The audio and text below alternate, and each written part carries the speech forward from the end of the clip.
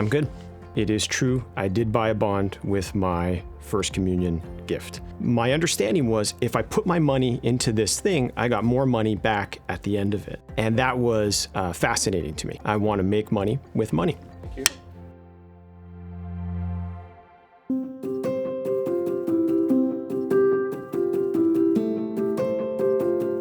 It's certainly challenging, but it's not completely unfamiliar.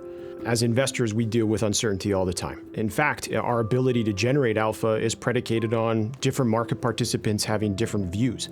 And that means that there's going to be some volatility in the market. There is a set of volatility right now that is a little bit different than what I would call the traditional fundamental volatility. It means that we need to be a bit more diligent, but more importantly, we need to be patient. The beauty of this platform is that we don't have to deploy capital when the odds are not in our favor. We can take a long-term perspective, and we can make sure that we are able to price the risk before we deploy capital.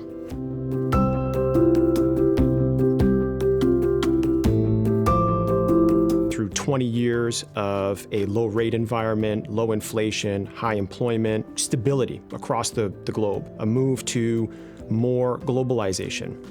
Profit maximization was the key thing that all companies focused on. Today, globalization, interest rates, wealth distribution, these are all factors today that just weren't at play, at least not simultaneously over the last 20 years. I think this trend of ever-increasing skills related to data and the tools associated with being able to access and manage that data will continue in the future. In fact, I remember in a meeting in 2018 where I made a comment that I don't believe Excel will be the primary tool that fundamental analysts use in the future. And I recall having a bunch of faces looking at me like I may have gone crazy. I feel like today that statement is far less provocative than what it was in 2018.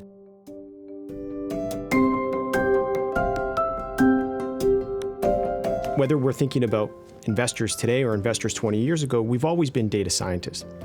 What this means, though, is that the skill sets that investors have today need to evolve. It's not enough to be able to do the traditional investing, and more specifically fundamental investing that we've done before. Investors need to embrace all of the data that is available to make decisions.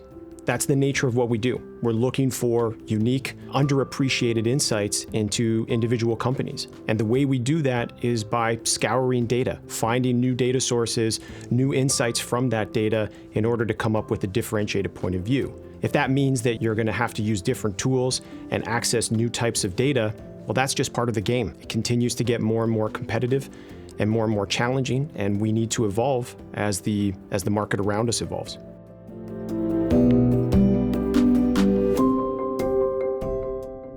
At each stage of my career, I've had tremendous mentors that have helped me progress to the next level. I don't think mentorship is a nice to have. I think it's a must have. We operate in an apprenticeship environment. Much of what we learn is done on the job. The ability to develop talent is predicated on our ability to mentor them throughout their career. It really is a function of how you bring the people around you to the best that they can be. And your individual success is predicated on the success of the people you have around you. The best advice I got from a mentor was, your ability to influence is far more powerful than the formal authority you have.